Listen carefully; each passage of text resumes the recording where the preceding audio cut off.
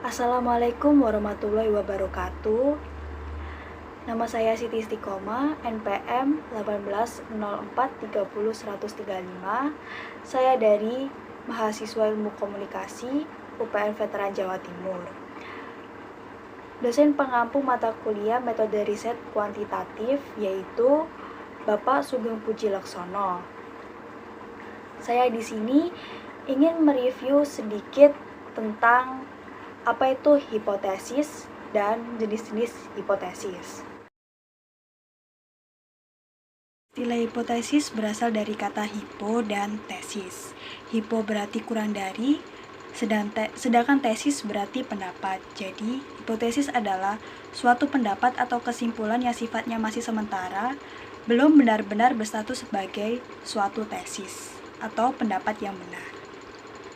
Hipotesis adalah keterangan sementara dari hubungan fenomena-fenomena yang kompleks. Suatu keterangan sementara sebagai fakta yang dapat diamati. Kesimpulan saya tentang hipotesis yaitu: 1. Jawaban sementara dari rumusan masalah. Yang kedua, didasarkan pada teori yang relevan. Yang ketiga, kemudian harus dibuktikan melalui penelitian yang empiris.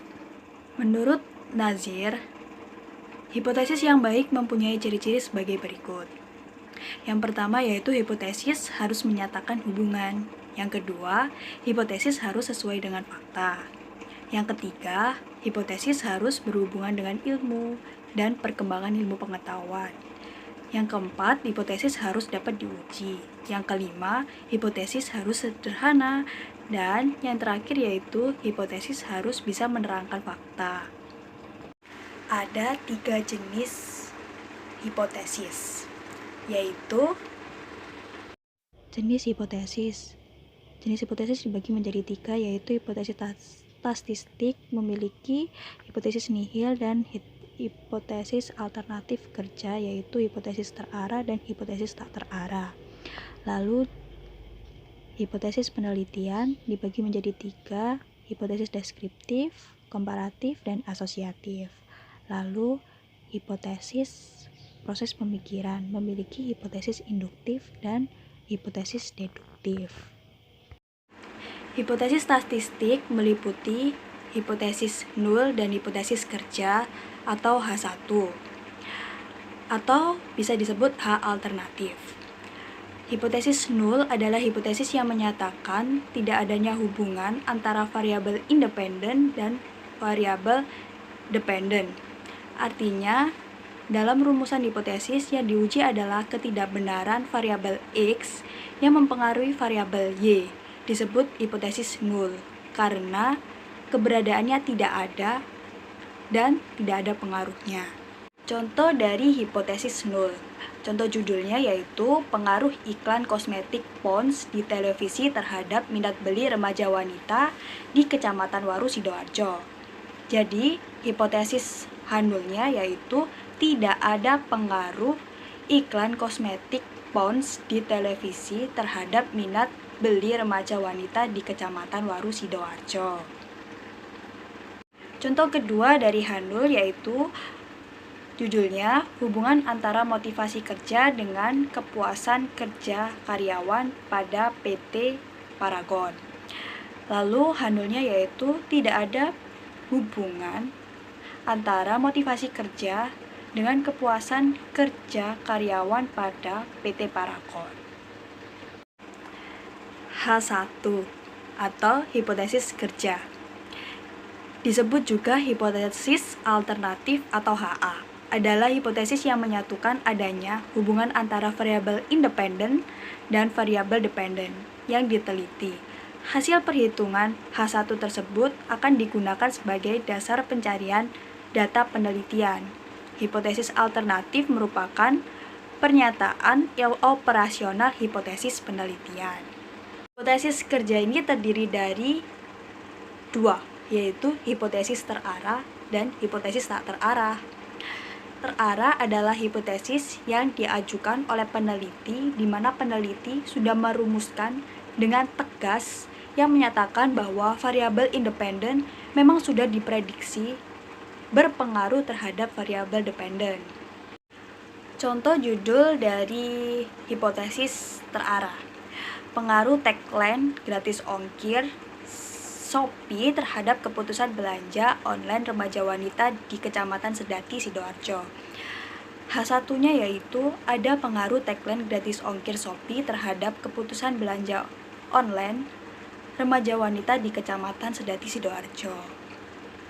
Hipotesis tak terarah adalah hipotesis yang diajukan dan dirumuskan oleh peneliti tanpa belum tegas bahwa variabel independen berpengaruh terhadap variabel dependen. Frankel dan Whelan menyatakan bahwa hipotesis tak terarah itu menggambarkan bahwa si peneliti tidak menyusun prediksi secara spesifik tentang arah hasil penelitian yang akan dilakukan. Contoh hipotesis dari hipotesis tak terarah. Contoh judulnya yaitu pengaruh antara brand ambassador BTS dan brand image Tokopedia terhadap minat akses aplikasi e-commerce Tokopedia remaja pria di Surabaya. Ada dua hal alternatifnya atau hak kerjanya. Yang pertama yaitu H1, ada pengaruh brand ambassador BTS terhadap minat akses aplikasi e-commerce Tokopedia remaja pria di Surabaya.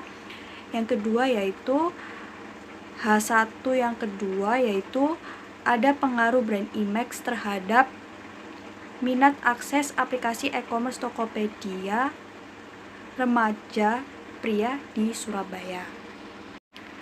Hipotesis deskriptif.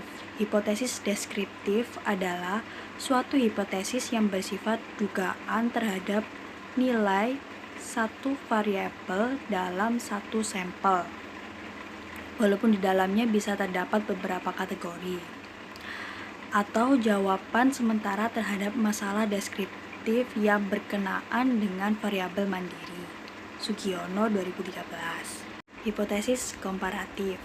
Hipotesis komparatif dapat diartikan sebagai dugaan atau jawaban sementara terhadap rumusan masalah yang mempertanyakan perbandingan, komparasi antara dua variabel atau lebih dan atau dua sampel atau lebih.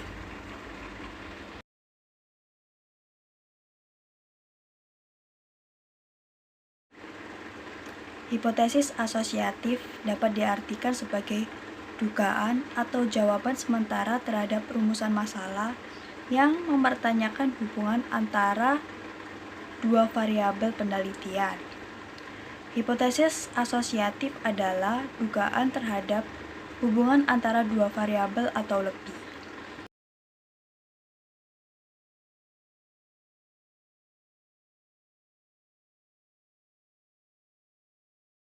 Hipotesis pemikiran.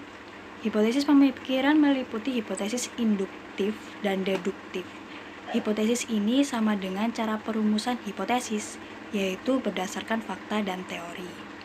Hipotesis induktif, jenis hipotesis yang dirumuskan berdasarkan observasi untuk menghasilkan teori baru. Biasanya hipotesis ini diterapkan pada penelitian kualitatif. Jenis hipotesis yang perumusannya berdasarkan teori ilmiah yang telah ada sebelumnya. Biasanya hipotesis ini diterapkan pada penelitian kuantitatif. Sekian dari video saya. Mohon maaf apabila ada salah kata. Sampai jumpa. Assalamualaikum.